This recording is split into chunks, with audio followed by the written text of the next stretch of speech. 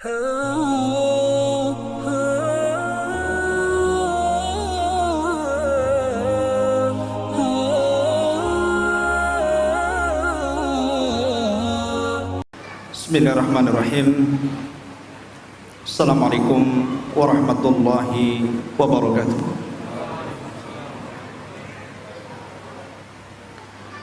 Alhamdulillah, wassalatu wassalamu ala rasulillah Muhammad bin Abdullah wa ala alihi wa sahbihi wa mawalah, wa la hawla wa la quwwata illa billahi wa ba'du. Ma'asyiral muslimin, alhamdulillah, segala puja dan puji hanya milik Allah Subhanahu wa taala. Pada malam hari ini kembali Allah Subhanahu wa taala kumpulkan kita di masjid ini, dan kita selalu mendoakan kepada yang mendirikannya, semoga Allah Subhanahu wa taala menjaga beliau dan senantiasa membimbing beliau, termasuk juga kita semua yang hadir di sini. Pembahasan pada malam hari ini meneruskan pembahasan sebelumnya, bercerita tentang peperangan di zaman Nabi sallallahu alaihi wasallam. Tentu ketika kita mengkisahkan kisah ini bukan hanya didengar saja sebagai cerita atau dongeng saja, tapi lebih daripada itu bahwa dalam kisah-kisah ini ada ibrah dan pelajaran. Dan begitulah metode Al-Quran. Sepertiga Al-Quran itu bicara kisah para nabi, ataupun musuh-musuh para nabi, ataupun kisah orang-orang terdahulu. Ma'asyiral muslimin yang dimuliakan Allah, kita akan mengkisahkan satu peperangan yang luar biasa yang Allah Subhanahu wa taala memasukkan peperangan ini sebagai ujian berat bagi kaum muslimin. Dan Allah Subhanahu wa taala berfirman di dalam Al-Quran menjelaskan tentang peperangan ini.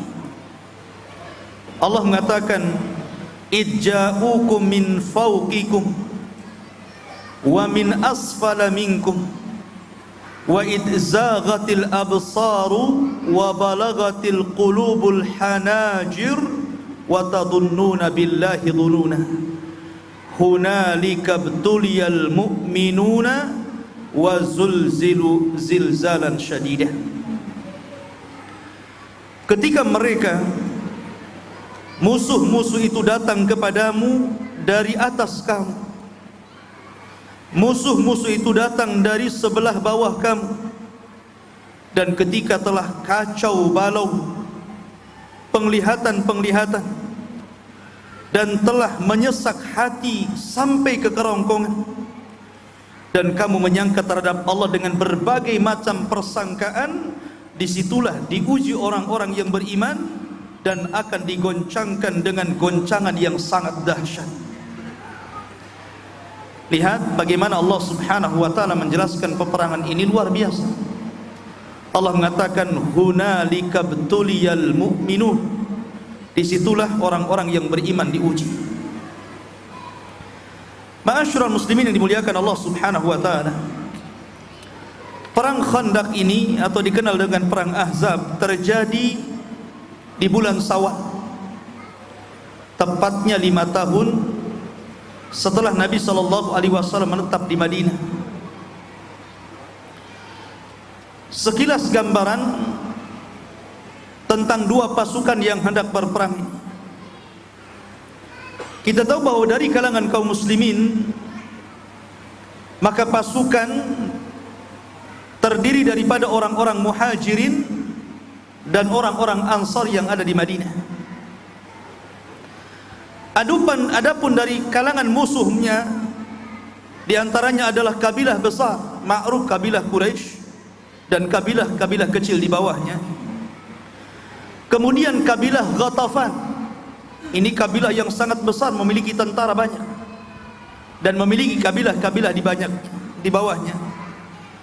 Kemudian di sana ada kabilah Kinanah, ada kabilah Banu Asad, ada kabilah Salim, dan tentunya juga keterlibatan orang-orang Yahudi dari 3 kabilah, Qunaiqa, Bani Nadhir, dan Bani Quraidah. Kemudian juga keterlibatan orang-orang munafik yang berada di tubuh kaum muslimin. Anda bisa bayangkan kekuatannya saja sudah beda ini. Orang-orang Muhajirin dan Ansar dikepung dari seluruh segi. Makanya Al-Quran sampai membuat nama surat dengan perang ini, perang Khandaq. Namun Al-Quran menyebutnya sebagai Ahzab. Maka ada surah Al-Ahzab. Ahzab itu dari Hizbun, kelompok. Kalau Ahzab itu kelompok-kelompok. Adapun pemimpin-pemimpin dari kedua belah pihak, tentu dari Nabi SAW, Nabi SAW memimpin langsung. Kemudian Abu Bakar, Umar, kemudian juga Ali, dan pemimpin-pemimpin Ansar, diantaranya Sa'd bin Mu'ad dan Sa'd bin Ubadah. Adapun dari pihak orang-orang Quraisy, di sana ada Abu Sufyan, ma'ruf, musuh besar Nabi SAW dari Quraisy. Kemudian ada Sufyan ibn Abi Syams, kemudian ada Al-Harith ibn Auf, kemudian ada Uyainah ibn Husain, dan juga dari pihak Yahudi juga ada Huyai ibn Akhtab sebagai penggerak dari kalangan Yahudi yang menjadi provokator utama dalam perang ini, Huyai ibn Akhtab. Ma'asyiral muslimin, adapun dari jumlah pasukan, pasukan kaum muslimin itu maksimal paling banyak 3.000 orang. Sementara dari Ahzab, kelompok-kelompok yang berkumpul itu sekitar 10.000 lebih. Karena dari Quraisy saja 4.000, dari Ghatafan 6.000, belum orang-orang Yahudi dan belum orang-orang munafik yang ada di tubuh kaum muslimin. Makanya kalau kita sudah tahu gambaran bagaimana perang Khandaq ini, wajar kalau Allah Subhanahu wa taala mengatakan hunalika betuliyal mu'minun. Ketika itu orang yang beriman diuji oleh Allah Subhanahu wa taala. Ma'asyiral muslimin yang dimuliakan Allah Subhanahu wa taala, perang Khandaq atau perang Ahzab terjadi di bulan Syawal tepat pada tahun 5 Hijriah. Adapun sebab peperangannya, kita tahu bahwa orang Yahudi di Madinah itu 2 kabilah sudah diusir Nabi. Pertama kabilah Qunaiqa setelah perang Badar karena melecehkan seorang wanita muslimah, berakhir dengan pengusiran mereka dari Madinah, kemudian mereka keluar dari Madinah. Adapun Bani Nadhir ini diusir oleh Nabi SAW karena ada upaya pembunuhan terhadap Nabi SAW. Makanya Rasul marah, kemudian mengusir mereka sehingga mereka keluar dari Madinah dan bertempat di Khaybar. Khaybar itu satu kota yang kaya, banyak kebun kurmanya. Sehingga kabilah yang masih menetap itu cuma satu, namanya Bani Quraidah, itu yang ada dalam Madinah. Lah Bani Nadhir ini yang dikepalai oleh Huyai ibn Akhtab dan yang lainnya ingin membalas dendam kepada Nabi SAW karena merasa tidak terima. Sudah banyak kesulitan yang mereka hadapi berhadapan dengan kaum muslimin. Sebelumnya Banu Qunaiqa diusir, kemudian mereka juga diusir, melihat perkembangan Islam yang luar biasa, tidak tenang hidupnya. Akhirnya kemudian Huyai bin Akhtab ini mengompori beberapa kabilah-kabilah Yahudi untuk bersatu. Untuk bersatu, kemudian akhirnya sepakat mengirim 20 orang sebagai perwakilan orang-orang Yahudi untuk menghasut seluruh kabilah Arab agar menyerang Nabi SAW dan pasukannya. Ini sebab terjadinya perang Khandaq di sini. Dan subhanallah ikhwan, semua takdir Allah subhanahu wa ta'ala. Huyai ibn Akhtab dan orang-orangnya datang ke Quraisy, menemui pembesar Quraisy siapa? Abu Sufyan. Kemudian berdiskusi soal apa yang terjadi, suasana ketika itu. Maka mulailah mereka mengompori orang-orang Quraisy, orang-orang Arab Quraisy dengan mengatakan, masih ingat engkau bagaimana kekalahan engkau di Badar, kemudian juga di Uhud. Sekarang fursatukum, sekarang waktunya kalian yang menang. Jangan asik Muhammad saja, sekarang waktunya kalian bergerak. Tapi sebelum itu orang-orang Yahudi ini pintar. Jadi mereka datang kepada orang-orang Quraisy Mekah itu, kemudian memuji-muji agama orang-orang Quraisy dan mengatakan bahwa inna dinakum khairun min dini Muhammad. Sesungguhnya agama kalian itu lebih baik, jauh lebih baik dibandingkan agama Muhammad, katanya. Tuh lihat, provokator kan begitu ya. Dia harus ambil hatinya dulu. Akhirnya kemudian kata Abu Sufyan, mana buktinya? Kalau seandainya kalian itu mengatakan agama kami jauh lebih baik daripada agama Muhammad.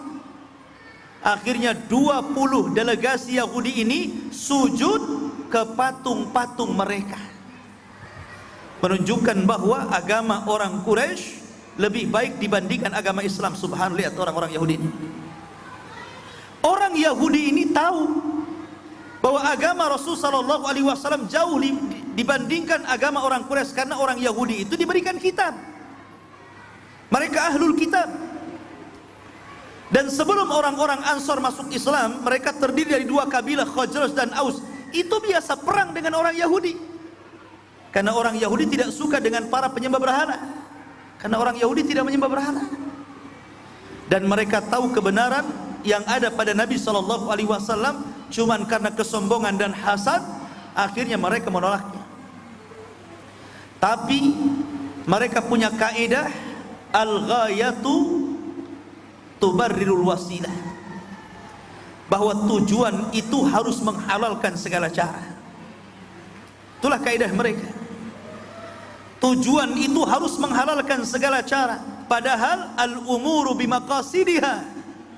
Perkara itu harus sesuai dengan maksud hatinya, jangan menghalalkan semua cara. Kalau tujuan yang baik, maka wasilahnya yang baik. Kalau tujuan yang baik tidak boleh dilakukan dengan wasilah yang buruk. Tapi orang Yahudi ini memang ingin menempuh segala cara bagaimana mendapatkan tujuan mereka. Sembah itu. Lah karena inilah kemudian Allah Subhanahu wa taala menurunkan ayat kepada orang Yahudi. Apa ayatnya?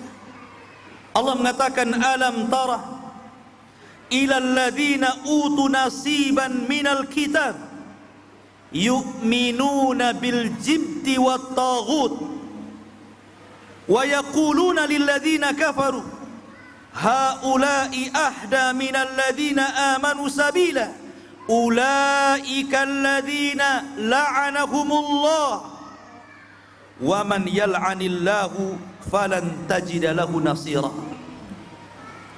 Allah mengatakan, tidakkah engkau lihat orang-orang yang Allah berikan kitab, tiba-tiba mereka beriman dengan al-jibti wa tagut, dengan sihir dan dengan tagut, dengan kesyirikan. Kenapa? Karena 20 orang ini menyembah berhala untuk supaya orang Quraisy menolong mereka. Mereka beriman kepada tagut.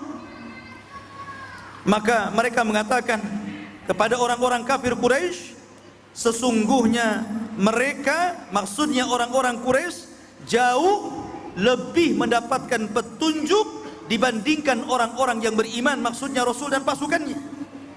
Maka Allah mengatakan mereka itulah orang-orang yang Allah laknat, dan barang siapa yang Allah laknat, tidak ada satupun yang akan menolong mereka. Allah turunkan ayat ini. Setelah kemudian Dilihatnya orang-orang Yahudi memuji-muji agama orang Quraisy. Kemudian orang-orang Quraisy melihat orang-orang Yahudi juga mau menyembah berhala mereka. Terjadi kesepakatan di antara mereka bahwa mereka siap membawa pasukan besar. Dari situlah orang-orang Quraisy membawa 4.000 pasukan. Satu kabilah, dan anak-anak kabilah Quraisy sudah berhasil dipengaruhi oleh siapa? Oleh orang-orang Yahudi. Lihat pengecutnya orang Yahudi, tidak mau berhadapan langsung dengan kaum muslimin. Setelah berhasil, maka dia berangkat ke Ghatafan. Ghatafan ini walaupun besar kabilahnya, banyak pasukannya, tapi mereka sebenarnya pernah dikalahkan kaum muslimin. Karena pernah perang juga Rasul dan Ghatafan, tapi kalah, kemudian mereka pulang. Karena kekalahan inilah tahu orang-orang Yahudi ini. Akhirnya kemudian mereka datang ke Ghatafan, kemudian merayu mereka dan kabilah-kabilah di sekitar Ghatafan agar bergabung dengan tentara Yahudi. Dan mereka mengatakan, kalian serang Muhammad dan pasukannya dari luar, kami serang mereka dari dalam. Mau kemana ini?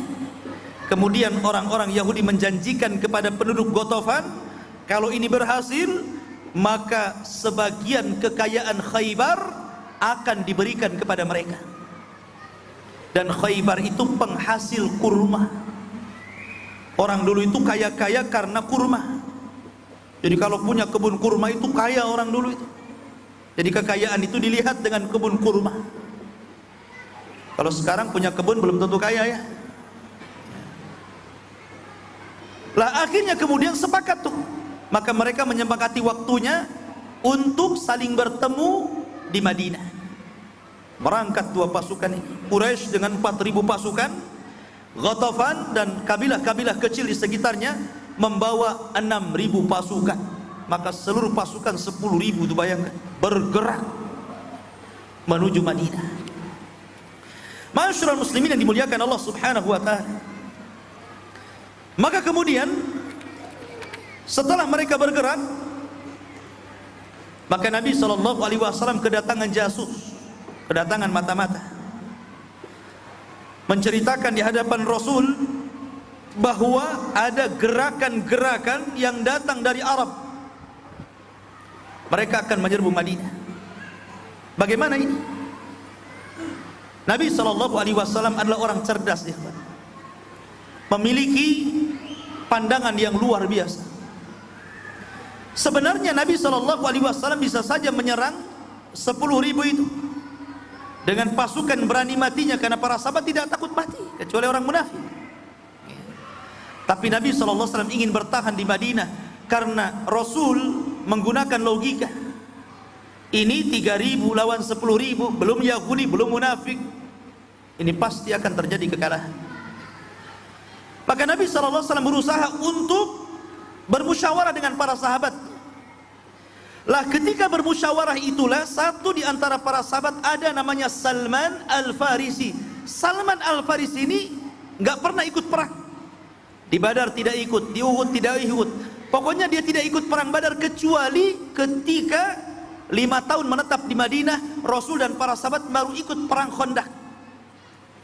Bukan berarti dia tidak mau perang, tidak, karena ketika itu dia seorang budaknya Yahudi. Dia bekerja kepada orang Yahudi sampai dia merdekakan dirinya, bebas dari orang Yahudi, baru kemudian bergabung dengan Rasul. Makanya baru pada tahun 5 Hijriah dia baru bergabung dalam perang Khandaq. Dan Salman itu bukan orang Arab, Salman itu orang Persia. Karena kebanyakan sahabat yang mula-mula masuk Islam kebanyakan dari luar, bukan dari orang Arab. Contohnya Bilal. Bilal orang Ethiopia. Suhaib orang Romawi. Kemudian Salman orang Persia.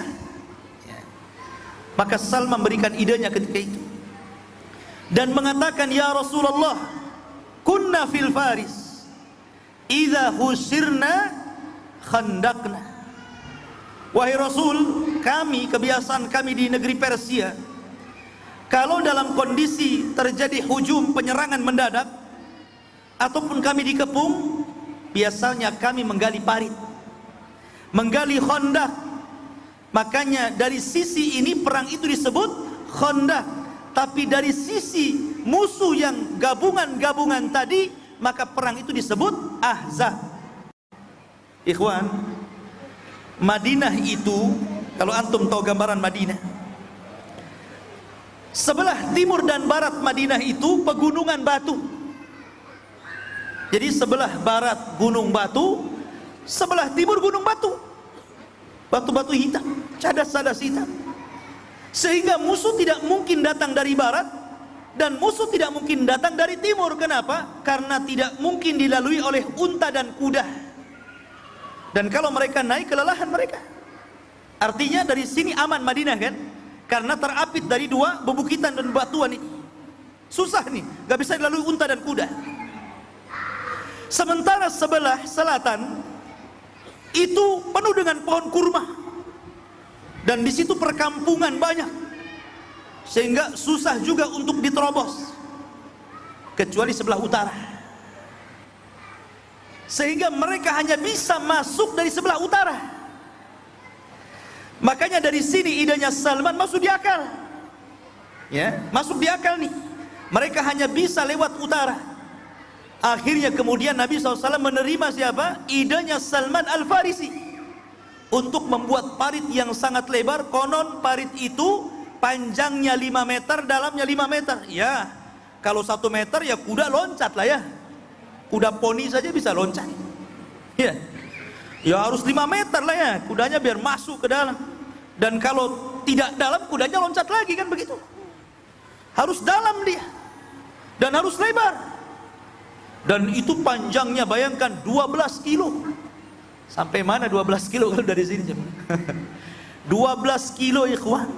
Bayangkan sahabat menggali parit, lebar 5 meter, dalam 5 meter, panjang 12 kilo. Ini pekerjaan apa ini? Nggak ada beko ikhwan. Kalau pakai beko dikeruk-keruk sebentar. Ya, ini pakai cangkul alat sekedarnya. Belum perang sudah kelelahan. Apalagi di musim dingin waktu itu, dan para sahabat kelaparan. Bagaimana tidak kelaparan? Mereka dikepung. Akses untuk keluar susah. Untuk belanja, masuk barang, keluar barang susah, dikepung. Jadi wajar kalau mengatakan hunalika btuliyal mu'minun. Ya, perang Ahzab itu ujian bagi kaum muslimin. Akhirnya mereka menggali parit.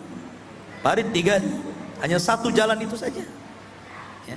Dan mereka harus bergerak cepat ikhwan, karena musuh itu ada batas waktunya. Ya, harus cepat bergerak, sehingga mau tidak mau mereka harus mengeluarkan tenaga mereka untuk segera selesai paritnya. Subhanallah, Rasul langsung turun tangan. Sampai dikisahkan, karena hari pembuatan parit itu memang Madinah lagi musim dingin, dan antum tahu bahwa musim dingin sini dengan musim sana, dingin sana beda. Dingin sekali. Dan musim dingin itu biasanya membangkitkan rasa lapar ya. Kalau dingin biasanya lapar antum. Ya. Sehingga ini yang membuat kacau pikiran para sahabat. Nabi SAW sampai sebuah hadis yang dihasankan oleh Syekh Nasruddin Albani rahimahullahu ta'ala, sampai laparnya Rasul itu mengikat 2 batu di perutnya, dan para sahabat 1 batu, menunjukkan bahwa Rasul lebih lapar dibandingkan para sahabat. 2 batu ditaruh sini, kemudian diikat, dan itu teori untuk menghilangkan rasa lapar. Nah, coba kalau antum lapar, ambil batu ikatlah. Ustadz masih lapar, tambah lagi batunya. Ya. Khawfirin muliakan Allah subhanahu wa ta'ala. Lah ketika itu, maka Nabi SAW ingin memberikan semangat kepada para sahabat. Salah satu yang dilakukan Nabi SAW, maka Nabi SAW mengumandangkan syair. Mengumandangkan syair untuk menghibur para sahabat. Salah satu syair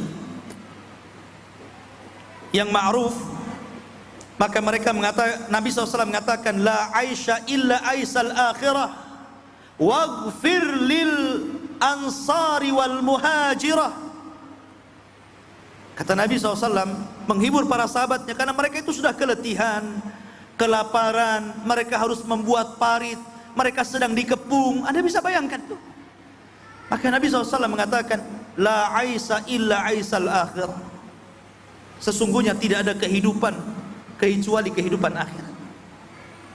Biarlah kita susah di dunia, biarlah kita prihatin di dunia, karena sesungguhnya kehidupan ini bukan di dunia, kata Rasul, tapi di akhirat. Ya Allah, ampuni orang-orang Ansar dan orang-orang Muhajirin. Kata Syekh Utsaimin rahimahullahu ta'ala, syair ini yang dikumandangkan Nabi SAW bisa juga dibaca apabila antum dalam posisi kesulitan. Mungkin antum baru dipecat dari PT, antum ngomong la aisha illa aisal akhirah. Gak apa-apa, tidak ada kehidupan yang mewah kecuali kehidupan akhirat, menghibur diri, ya kan? Tapi kalau sudah ada pekerjaannya, lupa nih dengan doanya, kan gitu. Malah dibalik, tidak ada kehidupan kecuali dunia, kan? Gitu ya. Jadi di sini Nabi Shallallahu Alaihi Wasallam menghibur para sahabat. Bahkan dalam riwayat yang lain, sahabat kemudian membalas syair Nabi Shallallahu Alaihi Wasallam dan mengatakan, nahnu bayya'na lil jihad. Kami membaiat kamu itu wahai Rasul hanya untuk jihad, hanya untuk jihad, dan kami tidak mungkin bergerak daripada niat kami ini.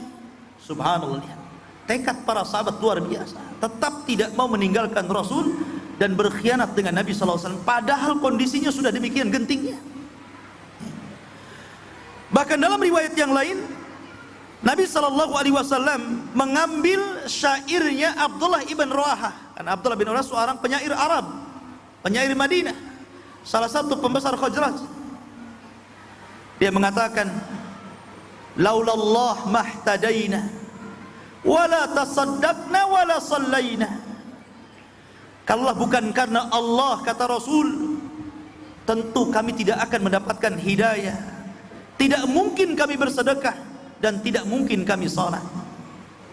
Maka para sahabat juga ikut mendendangkan syair ini. Ya, karena memang hidayah itu semua karena Allah, bukan karena kecerdasan. Secerdas apapun Anda, itu bukan kunci hidayah. Berapa banyak orang cerdas tersesat, dan betapa banyak orang yang tidak cerdas dapat hidayah. Kalau bukan karena Allah, kata Rasul, tentu kami tidak dapat hidayah. Baik. Ada beberapa mukjizat yang terjadi di perang Khandaq ini, ikhwan. Salah satunya adalah ketika Nabi SAW dilaporkan oleh para sahabat ada batu yang menghalangi proyek penggalian parit. Maka Nabi SAW datang membawa alat sekedarnya, tiba-tiba turun. Kemudian Nabi SAW memukulkan batu yang sangat keras itu, tiba-tiba keluar percikan api dari batu itu. Kemudian ketika itu Nabi SAW ditampakkan Allah kerajaan Kisra. Kata Nabi SAW, Allahu Akbar, utitu mafatihas Syam.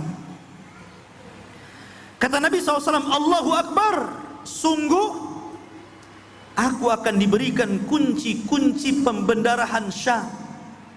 Maksudnya kunci-kunci kerajaan Persia. Maka Nabi mengatakan, wallahi demi Allah, innila absuru qusurahal khamra min makani hadha. Demi Allah, aku diperlihatkan Allah bagaimana istana-istana itu akan aku rebut di tempat berdiriku ini. Kemudian Nabi SAW memalu lagi kedua kalinya, keluar percikan lagi. Ketika itu Allah memperlihatkan bagaimana kekuasaan Romawi. Maka kemudian Rasul mengatakan, Allahu Akbar, utina mafatiha al-Faris. Afwan, tadi Romawi, sekarang Persia. Ya. Aku diperlihatkan istana-istana Persia. dan aku bisa melihat dari tempatku ini. Dan yang ketiga kalinya Rasul diperlihatkan negeri Yaman. Kata Nabi SAW, utitu mafatihal Yaman, wallahi inni la absuru abwabas San'a min makani hadha. Sungguh aku diperlihatkan kunci-kunci Yaman, dan aku bisa melihat San'a dari tempatku ini. Orang-orang mukmin tentu mereka dalam kondisi seperti itu, dalam kondisi memang luar biasa, ikhwah fillah muliakan Allah Subhanahu wa taala, tentu akan berbeda ucapannya dengan orang-orang munafik. Walaupun dalam genting itu Rasul tidak menghibur diri, wallahi tidak menghibur diri. Rasul tidak sedang menghibur para sahabat dengan mengatakan seperti itu, karena itu mukjizat. Tapi lihat orang-orang munafik. Allah mengatakan, idh yaqulul munafiqun walladzina fi qulubihim maradun ma wa'adana Allah wa rasuluhu illa ghurura. Ketika orang-orang munafik mereka mengatakan, dan orang-orang yang hatinya sakit, apa yang dijanjikan Allah dan Rasulnya itu hanya tipu-tipu saja, hanya penipuan saja, hanya untuk supaya kita senang, supaya kita tenang, kita tidak khawatir. Mereka mengatakan, jangan lagi menyerang orang-orang kafir, mau buang hajat saja kami kesusahan dan ketakutan. Tapi orang-orang yang beriman berbeda ucapannya. Maka mereka mengatakan, Allah berfirman, walamma ra'al mu'minuna al-ahzab qalu hadha ma wa'adana Allah wa rasuluhu wa sadaqallahu wa rasuluhu wa ma zaduhum illa imanan wa taslima wa ma zadahum illa imanan wa taslima. Dan ketika orang-orang yang beriman justru ketika mendengar dan melihat bagaimana pasukan Ahzab yang berkelompok-kelompok tadi siap menggempur mereka, kemudian Nabi SAW melihat akan kekuasaan Kisra, akan kekuasaan Kaisar, Romawi dan Persia dan Yaman akan takluk di tangan kaum muslimin. Orang-orang beriman mengatakan, ma wa'adanallahu wa rasuluhu wa sadaqallahu wa rasuluhu.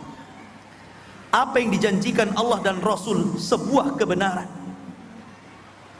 Apa yang dijanjikan Allah dan Rasulnya sebuah kebenaran. Dan mereka tidak menambah kecuali iman dan penyerahan diri mereka kepada Allah dan Rasulnya. Lihat, di sini ada kubu mukmin dan kubu munafik. Di dalam itu sudah kacau itu. Bagaimana di luar? Ya.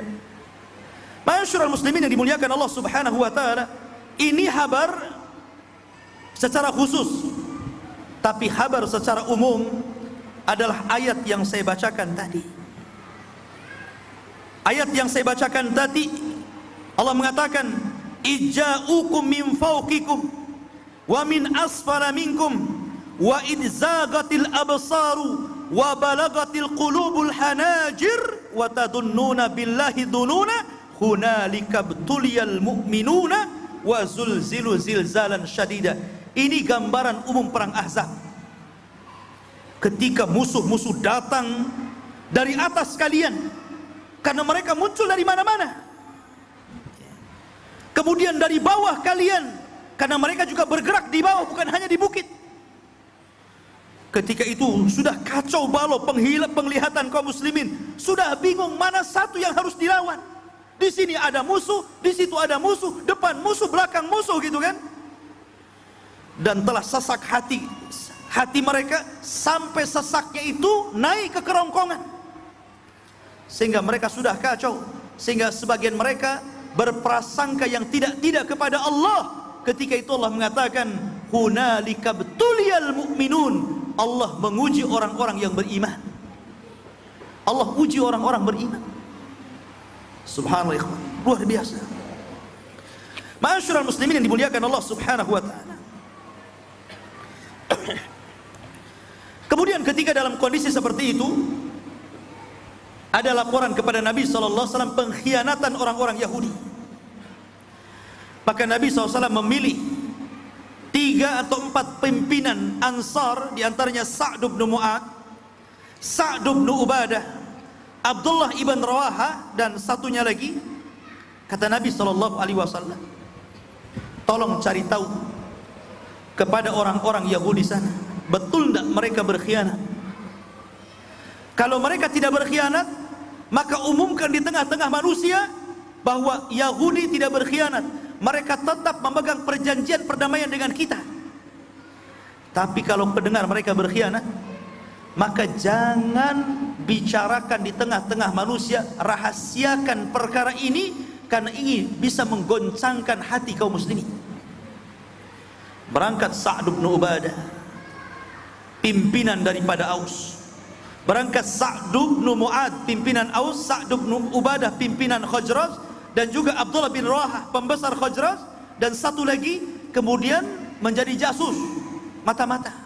Dan subhanallah, mereka mendapatkan kabar kebenaran tentang pengkhianatan dan akan berkhianatnya orang-orang Yahudi, baik orang Yahudi yang di luar Bani Nadir dan Qunaiqah, ataupun Yahudi yang ada di dalam Bani Quraidah. Oh, bergegas mereka, datang melapor kepada Nabi SAW. Makin kacau suasana. Ini diserang dari luar dan dalam ini. Apa yang harus dilakukan? Maka ketika itu Nabi SAW kemudian memanggil dua pemimpin Madinah ini, Sa'd bin Ubadah dan Sa'd bin Mu'ad. Kata Rasul, kalau begini kita harus menghalau orang-orang Ghatafan, karena mereka banyak pasukan, 6.000 pasukan Ghatafan itu banyak. Kalau Quraisy 4.000 saja. Bagaimana kalau seandainya separuh kekayaan Madinah kita serahkan kepada mereka, biar mereka pulang, biar kita berhadapan dengan Quraisy saja. Maka kata Sa'd bin Ubadah, Rasul, apakah itu wahyu dari Allah ataukah hanya ide kamu saja? Kata Nabi SAW, tidak, ini hanya ideku, bukan dari Allah Subhanahu wa ta'ala.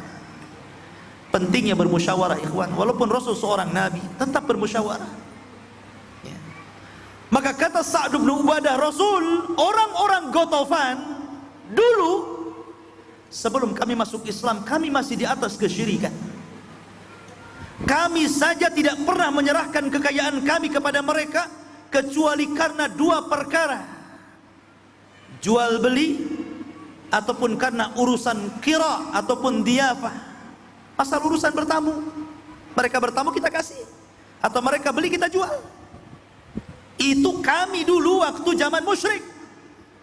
Kami sudah Islam sekarang, tidak mungkin kami serahkan kekayaan ini kepada mereka. Nggak mau, katanya Sa'd bin Ubadah, nggak mau. Akhirnya Nabi SAW kemudian setuju dengan Sa'd bin Ubadah dan bertahan dan tidak melakukan penyerangan.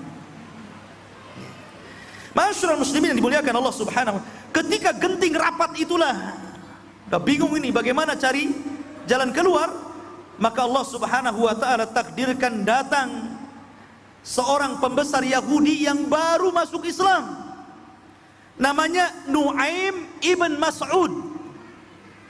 Nu'aim ibn Mas'ud ini orang Yahudi, tapi dia menyembunyikan keislamannya. Orang Yahudi tidak tahu kalau dia Muslim, sehingga dia mengatakan, ya Rasulullah, boleh enggak saya punya ide? Kata Rasul, silakan. Apa idemu? Kata Nu'aim, bagaimana kalau kita adu dombakan saja orang-orang Ghatafan, orang-orang Quraisy dengan orang-orang Yahudi. Dan al-harbu khidah, yang namanya peperangan itu penipuan. Menipu dalam perang tidak ada masalah, mengadu domba dalam peperangan tidak ada masalah, karena al-harbu khilah, peperangan itu tipu daya. Mau nipu dalam perang gak apa-apa, yang penting menang. Nah, itu perang bedanya. Kalau sudah selesai perang jangan nipu. Ini khusus perang saja ya, karena ada nasnya. Akhirnya Nu'aim ibn Mas'ud datang kepada orang Yahudi. Datang dia kepada ngaco orang Yahudi. Katanya Nu'aim pada orang Yahudi, kaifa ana fikum, bagaimana menurut kalian tentang sosok saya ini? Karena dia salah satu tokoh Yahudi dulunya, maka dipuji orang Yahudi. Anta khair, kamu orang baik. Indah di sisi kami orang Yahudi. Ya. Maka kemudian mulailah dia memasukkan keraguan kepada orang Yahudi tentang bantuan Quraisy. Apa katanya dia? Hal tadhunnuna anna Quraisyan idza qatalat nabiyan atau Muhammadan wa akhadat ma turid. Apakah kalian mengira kalau orang-orang Quraisy itu datang menyerang Muhammad, kemudian mereka mengambil apa yang mereka sudah inginkan, kemudian mereka pulang ke Mekah, apa kalian akan aman di Madinah? Boleh jadi setelah orang Quraisy perang, tiba-tiba Muhammad dan pasukan menyerang kalian syarrokitlah dengan seburuk-buruk penyerangan. Mau kalian? Digituin, ditakut-takuti. Kata orang Yahudi, betul juga ini katanya ya. Akhirnya kemudian dia mengatakan, wa kaifa ra'yuk? Lalu bagaimana pendapat? Maka kata Nuaim, begini saja. Bagaimana kalau seandainya kita minta jaminan kepada orang-orang Quraisy itu? Kita tahan 10 anak mereka sebagai jaminan. Kalau mereka berkhianat setelah memenangkan peperangan, kita bunuh saja 10 anak ini. Tentu mereka akan ketakutan dan tidak akan mungkin mereka keluar dari perjanjian. Karena anak mereka kita tahan, anak pembesar-pembesarnya kita tahan. Akhirnya muafik, setuju. Ya. Sudah selesai. Maka Nuaim bin Mas'ud bergerak menuju Quraisy. Kemudian dia mengatakan kepada orang-orang Quraisy, sesungguhnya orang-orang Yahudi di Madinah, mereka tidak jadi perang melawan Rasul karena mereka ketakutan dan terikat dengan perjanjian. Akhirnya Muhammad marah dan mensyaratkan untuk supaya orang-orang Yahudi mengambil 10 orang anak pembesar Quraisy dan dibunuh. Itulah bentuk bahwa orang-orang Yahudi masih memiliki loyalitas kepada perjanjian perdamaian dengan Rasulullah sallallahu alaihi wasallam. Lihat ya. Begitulah orang adu domba ya. Antum jangan tiru. Ini perang. Akhirnya orang-orang musyrikun ya mulai ragu-ragu. Yang betul kamu ngomong gitu kan. Ya. Coba saja nanti dia akan datang ke sini. Ya. Kemudian dia Nuaim bin Mas'ud pergi. Datang orang-orang Quraisy ini, datang orang-orang Yahudi menuju orang-orang Quraisy. Kemudian mengatakan, apakah ada jaminan kalau seandainya kalian memenangkan peperangan ini dan kami bantu dari dalam, kemudian kalian akan memberikan keamanan kami di Madinah? Kata orang Quraisy, ya tentu. Ya. Maka orang-orang Yahudi mengatakan, kalau begitu serahkan 10 anak pembesar kalian untuk kami bawa ke Madinah. Kata orang-orang Quraisy, kami sudah tahu ini maksudnya apa ini. Karena apa? Sudah tahu tadi dari Nuaim bin Mas'ud. Ya.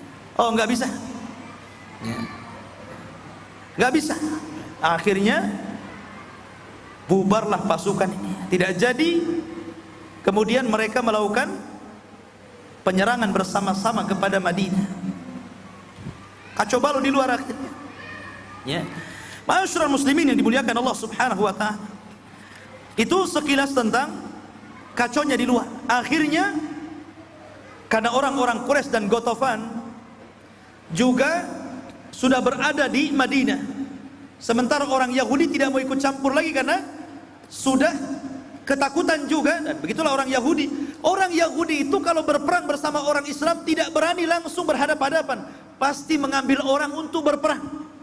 Entah dengan dibayar gitu kan, entah dengan diiming-imingi apa begitu. Begitulah orang Yahudi licik. Ya. Akhirnya mereka pun berperang dalam perang Ahzab. Memang ada sedikit mubarazah, perang tanding di antaranya Ali dan Amr bin Abdullah bin Wud gitu kan, dan beberapa sahabat, tapi tidak banyak. Dan subhanallah yang luar biasa, Dalam perang Khandaq ini tidak banyak yang jadi korban, lain seperti perang Uhud ya. Karena dalam perang Khandaq ini korban hanya sedikit. Dari kaum muslimin 9 orang, salah satunya pembesar Ansar, dan dari orang musyrik hanya 4 orang saja. Tetapi Nabi SAW membiarkan orang-orang itu lari tunggang langgang kembali ke Mekah, dan dengan sedikitnya korban dan sedikitnya peperangan menunjukkan bahwa Islam itu tegak bukan dengan peperangan. Karena tidak banyak korban kan, sedikit perang ya, memang berhadapan-hadapan, siap-siap tempur-tempuran gitu kan, tapi tidak jadi, akhirnya dimenangkan. Atau mungkin ada perdamaian.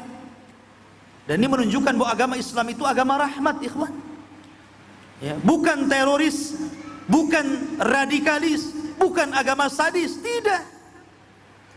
Peperangan yang tumpah darah itu bisa dihitung dengan jari. Ini buktinya perang Ahzab yang dikepung saja, yang korban tidak banyak. Subhanallah ya kawan. Nabi SAW berusaha melindungi parit itu, dan para wanita, bayi-bayi diletakkan di bukit-bukit yang tinggi supaya mereka aman. Dan Nabi SAW mewakilkan kepada Abdullah ibnu Ummi Maktum untuk menjadi muadzin sekaligus imam di Masjid Nabawi. Padahal Abdullah ibnu Ummi Maktum itu adalah orang buta, dan dulu pernah dicuekin Rasul. Ketika Nabi berdakwah di hadapan pembesar-pembesar Quraisy, datang Abdullah ibnu Ummi Maktum mengganggu dakwah Rasul. Kemudian Rasul ngelirik saja enggak, sampai Rasul bermuka masam, ngapain dia datang, mungkin bahasa kitanya gitu. Maka Allah turunkan ayat abasa wa tawalla an ja'ahul a'ma. Allah tegur, jangan seperti itu, jangan bermuka masam. Ini jelas-jelas mau masuk Islam, itu belum tentu walaupun pembesar gitu kan. Maka Rasulullah SAW kemudian ditegur oleh Allah. Dulu dia tidak diperhatikan, dalam perang Khandaq justru dia orang pilihan menjadi muadzin dan imam Masjid Nabawi. Dia buta, dan dia seorang muadzin di sholat subuh. Loh, bagaimana dia buta tapi jadi muadzin sholat subuh? Cemana dia melihat fajar shodiknya? Dia kan buta ya. Tetapi walaupun dia buta, dia diberitahu Bilal, karena Bilal itu adzan pertama dalam sholat subuh. Apabila datang fajar shodiq, maka dia mengatakan, "Qum ya ibna Ummi Maktum fa'adzin." Berdiri wahai ibnu Ummi Maktum, adzanlah subuh. Makanya Rasul mengatakan, makanlah minumlah kalau masih mendengar suara adzan Bilal, dan berhentilah makan dan minum kalau sudah mendengar suara adzan ibnu Ummi Maktum. Baik. Maka Rasul menjaga parit, subhanallah. Nabi SAW ketika menjaga parit ini, karena pasukan terus nyerang, sehingga Nabi SAW ini kan mereka kuda nggak bisa masuk, akhirnya panah-panahan saja tuh. Makanya kebanyakan para sahabat yang wafat itu karena kena panah, bukan berhadapan-hadapan, karena dibalik ini dibentangkan parit masalahnya. Sampai Nabi SAW tidak mungkin meninggalkan parit, waktu asar sudah datang. Mereka belum sholat asar, sampai ketika matahari tembenam, datang waktu maghrib, barulah Nabi SAW bisa melaksanakan asar di waktu maghrib ketika penyerangan berhenti. Kata Nabi SAW, "Mala Allahu kuburahum wa buyutahum nara." Semoga Allah memenuhi api dalam kuburan-kuburan dan rumah-rumah mereka, syaghaluna an salatil wusta, karena mereka telah menyibukkan aku dari solat wusta, maksudnya solat asar. Allah mengatakan, hafidhu ala salawati was salatil wusta, jagalah 5 waktu solat, terutama solat wusta. Yang dimaksud solat wusta adalah solat asar ya. Solat asar. Dan dalam fikih boleh, kalau orang disibukkan begitu kan, akhirnya keluar dari sholat, waktu sholat, maka dia, masalahnya sholat asar itu tidak bisa dijama dengan maghrib, ikhwan. Yang bisa dijama itu duhur dengan asar, maghrib dengan isya. Jadi berarti Nabi ini melakukan sholat di luar waktu. Kalau seandainya belum duhur, masih bisa dilakukan di asar ya.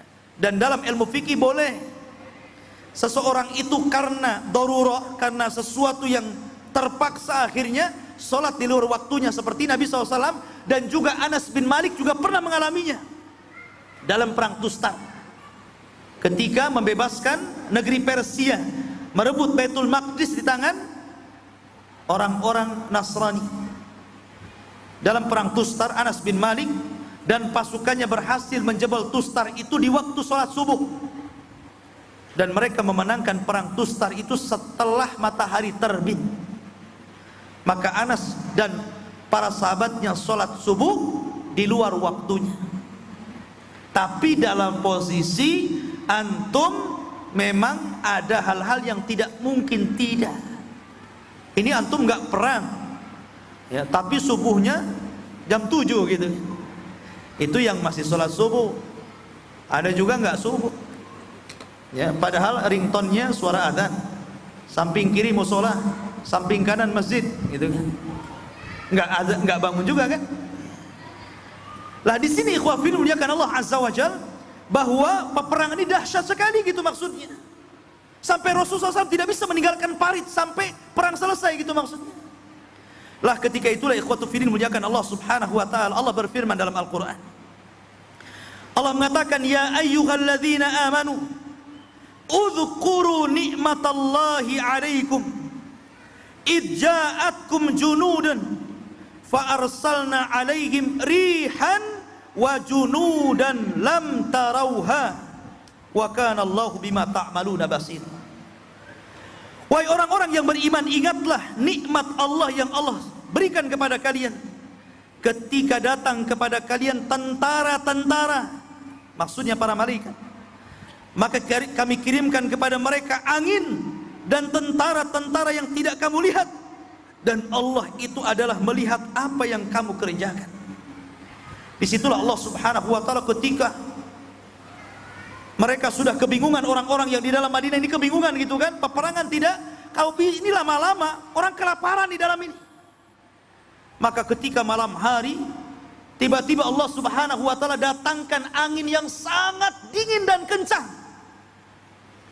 Kemudian angin ini dikirim oleh tentara-tentara Allah sehingga menghempaskan tenda-tenda pasukan orang-orang kafir, bahkan menghempaskan periuk-periuk mereka, bahkan api-api dihempas oleh angin sehingga terjadi kebakaran di mana-mana. Akhirnya mereka bangkrut, kemah sudah hancur, kebakaran gitu kan, sementara melayang ke sana kemari, apalagi sudah khasarah, bangkrut. Kalau mereka terus kemudian melanjutkan peperangan, mereka akan kalah. Walaupun mereka posisinya adalah mengepung, tapi kalau perbekalan sudah nggak ada, mereka pun akan kelaparan masalahnya. Lebih baik mereka sudah mengenang bagaimana kekalahan di Badar dan perang-perang yang lainnya. Akhirnya orang-orang kafir pun, kafir musyrik, pulang lagi ke Mekah. Orang Ghatafan pulang ke Ghatafan, orang-orang Quraisy pulang ke Quraisy. Yang tersisa siapa? Yahudi. Baru tahu ya ya. Sekarang teman-temanmu sudah nggak ada.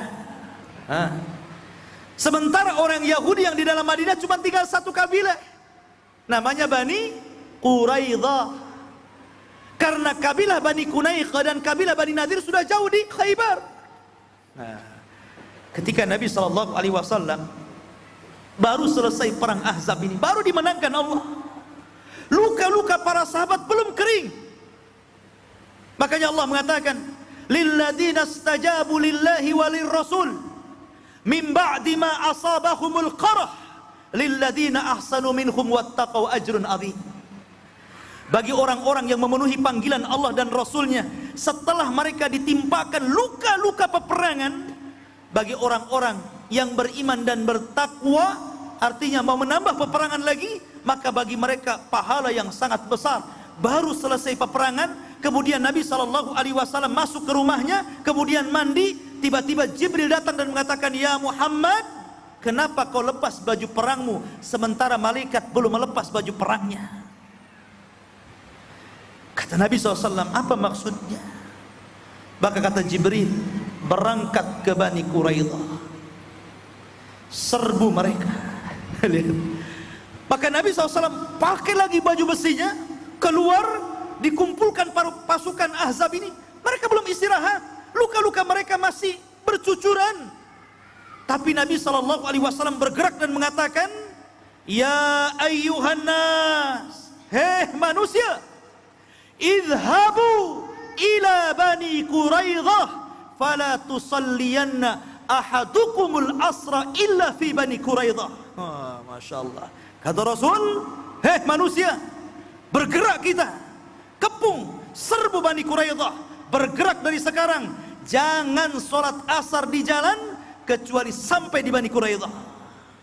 Bergerak pasukan ikhwan, 3.000 pasukan bergerak. Di sini ada sedikit faedah fikhiyah, faedah fikih. Ketika para sahabat bergerak, rupanya ada orang yang sholat asar di jalan, dan ada yang sholat asar di Bani Quraidah melihat dohir perintah Rasul, sehingga dilaporkan kepada Rasul, Rasul, di antara kami ada yang sholat asar di jalan dan ada yang sholat asar di Bani Quraidah karena melihat dohir dari perintah anda. Tapi Nabi SAW tidak mencela keduanya, tidak mencela orang yang salat di jalan dan tidak pula mencela orang yang salat di Bani Quraidah, karena perkara ini perkara muhtamil, perkara yang ada kemungkinan, perintah Rasul itu ada kemungkinan di dalamnya. Bagi yang salat asar di jalan karena memahami perintah Rasul itu, boleh jadi Rasul menghendaki bergegas segera biar cepat sampai maksudnya, bukan tidak boleh salat asar di jalan. Tetapi sebagian para sahabat melihat dohir daripada perintah. Makanya kata Imam Ibnu Hazm rahimahullahu ta'ala mengatakan, kalau aku hidup di zaman itu, maka aku akan sholat di Bani Quraidah sebagaimana dohir perintah Nabi SAW. Tapi hikmah fikhiyahnya di sini, Nabi tidak mencela dalam urusan perselisihan furu'. Coba. Maka antum juga sama. Jangan gara-gara antum berbeda pendapat dalam urusan furu'iyah, dalam urusan amaliyah ibadah, kemudian antum saling menyalahkan. Gara-gara kunut subuh, dibid'ah-bid'ahkan. Kadang-kadang nggak mau sholat di situ. Kenapa nggak mau sholat di situ? Nggak ada kunutnya. Kenapa nggak mau sholat di situ? Ada kunutnya. Gitu ya. Ini cemana nih orang ini? Gara-gara kunut, akhirnya cerai suami istri. Yang istri kunut, suami nggak kunut. Ini istri saya ini bid'ah ini katanya. Lah ikhwah, janganlah urusan-urusan furu. Nabi loh tidak marah kok. Kenapa antum yang marah? Ya, kecuali urusan akidah lah itu baru. Nah, ini ada faedah, jangan terlampau keras antum. Kalau masih ada ulamanya dalam urusan fikih, sudah biarkan. Jangan terlalu keras. Ya. Lah ketika kemudian Nabi SAW berhasil mengepung Bani Quraidah, maka mereka ditawan yang laki-lakinya. Kemudian Rasul memanggil pemimpin Ansar, Sa'd bin Mu'adz, dan mengatakan, ya Sa'd, sekarang hukuman mereka terserah kamu. Kira-kira apa yang engkau akan lakukan kepada mereka? Saya ikut, kata Rasul. Maka kata Sa'd, seluruh wanita-wanita dan orang-orang lemah jadikan mereka tawanan, tapi semua yang laki-laki, yang kuat-kuat, yang muda-muda, bunuh semuanya, karena sebab mereka peperangan ini terjadi. Sebab mereka orang-orang Yahudi yang menghasut Arab ini, peperangan ini terjadi. Kata Rasul, hakamta bi kitabillah, kamu telah berhukum dengan hukum Allah. Akhirnya mereka dibunuh semuanya, ya, berdasarkan kehendak daripada pemimpin Ansar ini. Lah dari sini ikhwafil dimuliakan Allah Subhanahu wa taala, berakhir kisah terang perang Ahzab. Saya hanya kutip-kutip ringkasannya karena juga waktu yang kurang memadai. Baik, assalamualaikum Ustaz. Waalaikumsalam warahmatullahi wabarakatuh. Ana mau bertanya tentang salat ketika safar. Lah, kok lari ketika safar? Apakah boleh dikosor salat duhur dengan asar ketika sedang bekerja di luar negeri? Boleh, tidak ada masalah. Mengkosor salat boleh, tetapi kosor itu hanya dalam safar. Dan qasar itu hanya ada solat di bilangan solat yang 4 rakaat, zuhur, asar, isya. Gak boleh mengqasar maghrib jadi 1,5. Cemana caranya itu? Ya. Beda dengan jama'. Kalau jama' itu berlaku baik ketika mukim ataupun ketika safar. Safar boleh jama' karena memang ilatnya ada, masyaqqah, berat gitu. Ketika mukim juga boleh, ya, karena Nabi SAW juga pernah menjama sholat tanpa sebab. Rasul pernah menjama sholat tanpa sebab dia jama sholatnya, ya. Sehingga boleh sekali-kali kita ini seumur hidup bolehlah menjama zuhur dengan asar tanpa qasar di rumah, walaupun tidak ada sebab. Tapi sekali-kali saja, jangan keseringan, nanti jadi orang Syiah antum. Orang Syiah itu, oh masya Allah, ada hadiah. Kalau sabar ada hadiah ya. Orang Syiah itu kan sholatnya 3 waktu, semua main jama', ya. Orang Syiah itu sholatnya 3 waktu main jama' semua. Jadi semua ditarik, duhur ditarik ke asar, kemudian maghrib ditarik ke isya. Makanya anak-anak muda, supir-supir angkot tuh senang ikut Syiah katanya. Kenapa? Sholatnya lambat katanya. Bisa sore-sore katanya, duhur dengan asar gitu ya. Nah, jadi jama' dengan qasar beda. Tapi bagaimanapun jama' itu ada penyebabnya, tapi boleh juga sekali-kali menjama' salat. Wallahu a'lam. Ustaz, bagaimana memahami firman Allah Azza wa Jal, in huwa illa wahyun yuha? Dengan apa disampaikan Ustaz tadi Rasul bersair?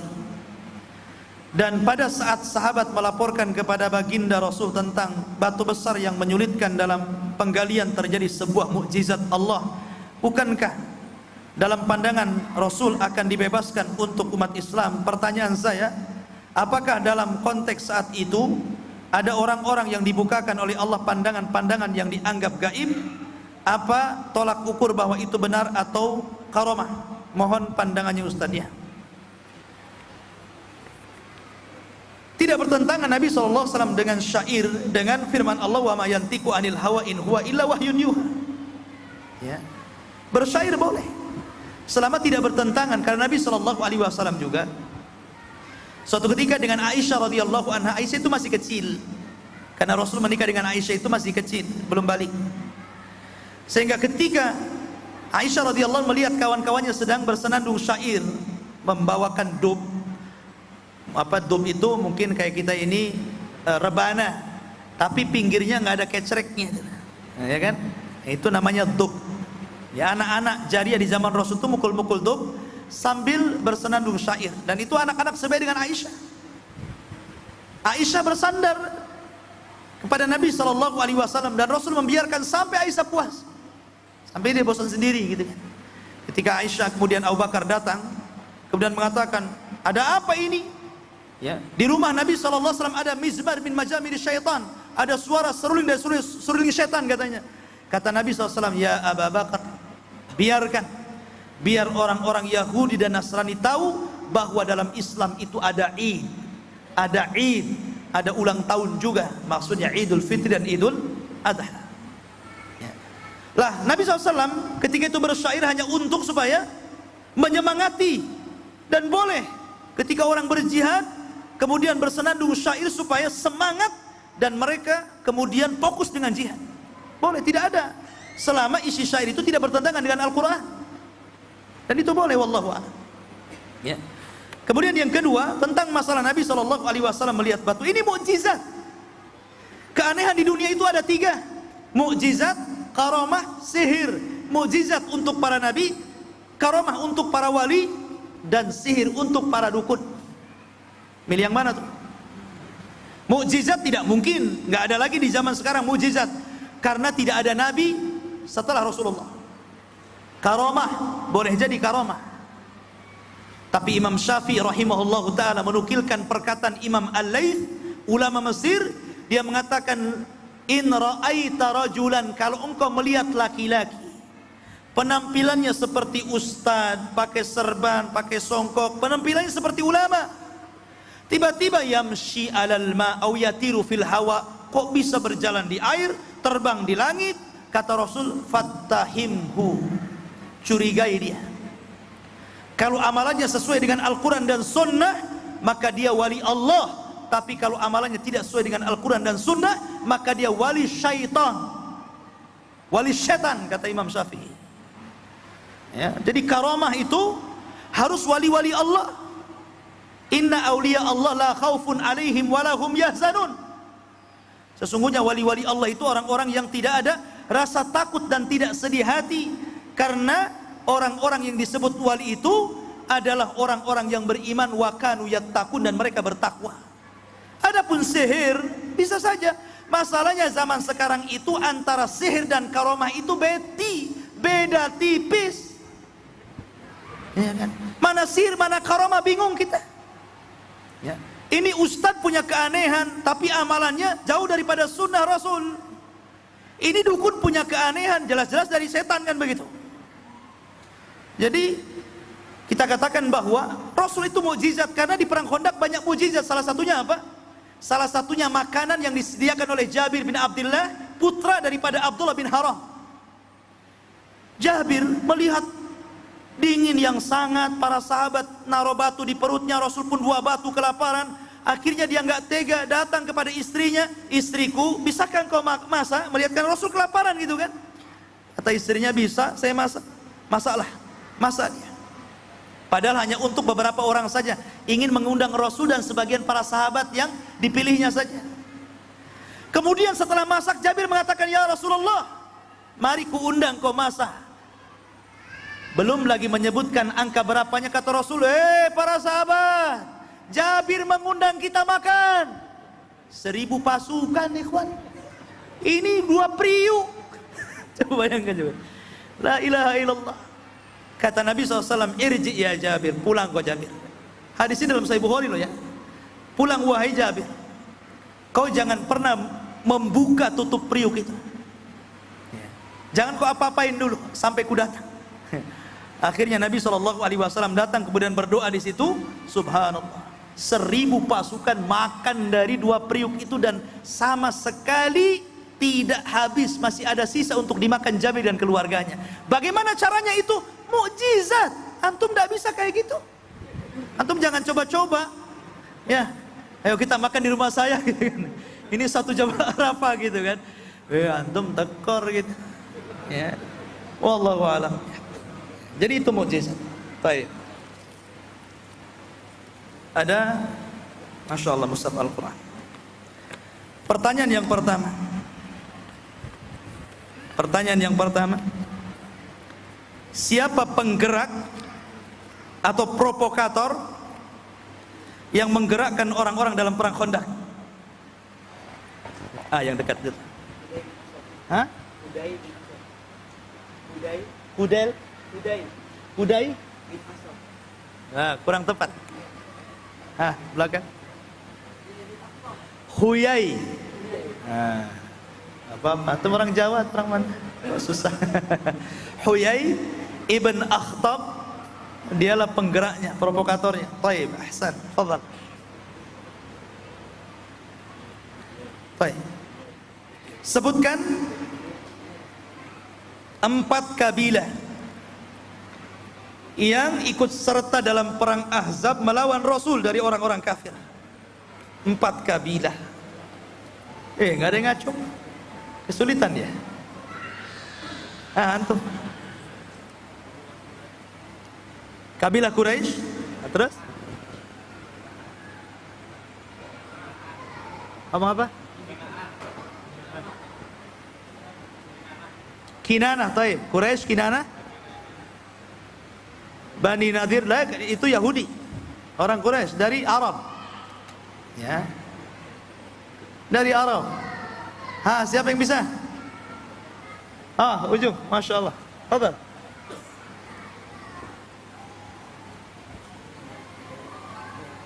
Afwan, ini ada ini.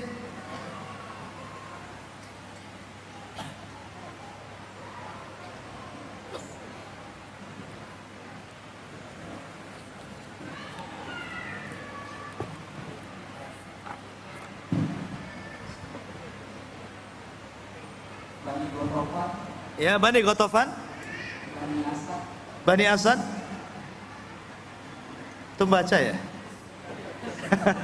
Nggak jadi, ini kuis ya. Kalau baca nanti baca juga ngasihnya. Taib, yang lain jangan baca. Taib, sekarang sebutkan 3 kabilah Yahudi. Fadhalan.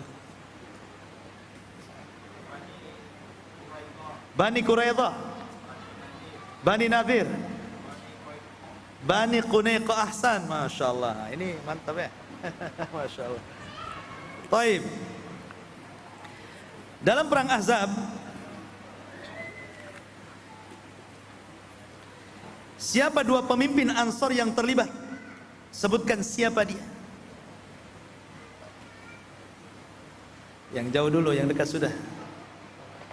Fadhal. Sa'ad bin Mu'ad, Sa'ad bin Ubadah. Mana yang dari Aus, mana yang dari Khazraj? Khazraj, Sa'ad bin Ubadah. Ya, tidak apa-apa, itu kan pertanyaan susulan. Fadhal. Iya, pulang sana. Taib, nama-nama orang aja nih kuisnya.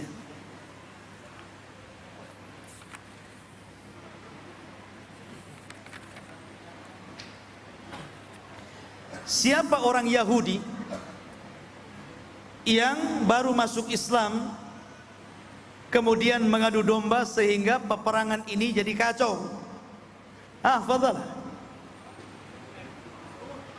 Ahsan, Nu'aim Ibn Mas'ud. Masya Allah. Fadhal. Nu'aim Ibn Mas'ud. Akhwat, tolong kasihkan ininya, ininya biar akhwat dapat.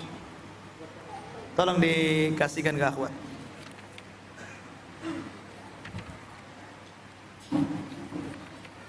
Pertanyaan untuk akhwat. Sebutkan bulan dan tahun kapan terjadinya perang Khandaq. Itu yang ngacung tuh. Tapi banyak yang ngacung. Oke, yang paling depan dulu sebelum belakang. Yang tengah, ya. Yang tengah, fadhal, yang tengah, enggak apa-apa, siapa? Depan, tengah, silakan. Kasihkan itu, ini mic-nya udah dikasihkan? Fadhal. Iya. Ya, silakan yang depan. Fadhal, fadhal ya. Mic-nya, kasih mic-nya biar dengar.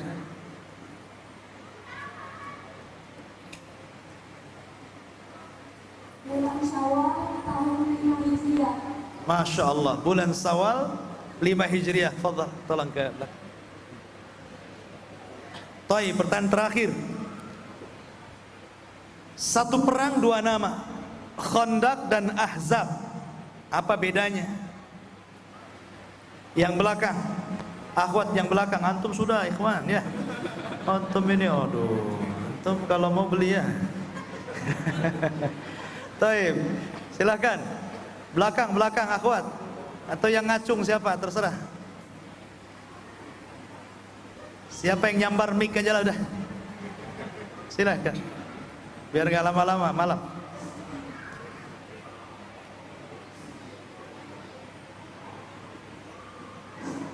Kalau Khandaq itu perang yang tadi ada Bukit Barit. Ahsan. Kalau Ya. karena perangnya itu ada paritnya, Bukit besar. Kalau Khandaq Karena perangnya itu Bukit paling besar. itu Khandaq. Kalau Ahzab, Ahzab, karena perang itu sangat berat bagi kaum muslimin. kenapa berat? Karena dia berada di musim dingin dan diserang oleh 10.000 pasukan orang kafir. Ahsan, karena banyaknya Ahzab, kelompok-kelompok sampai mencapai 1000 pas. 1000? 10.000. Ahsan, taib. Tolong ke belakang ya. Iya, itu saja yang bisa sampaikan. Insyaallah kita lanjutkan dengan perang-perang yang lainnya. yang pernah dilakukan di zaman Rasul, kita tutup dengan kafaratul majlis. Subhanallahi bihamdika, asyhadu an la ilaha illa anta, astaghfiruka wa atubu ilaik. Allahu ta'ala. Assalamualaikum warahmatullahi wabarakatuh.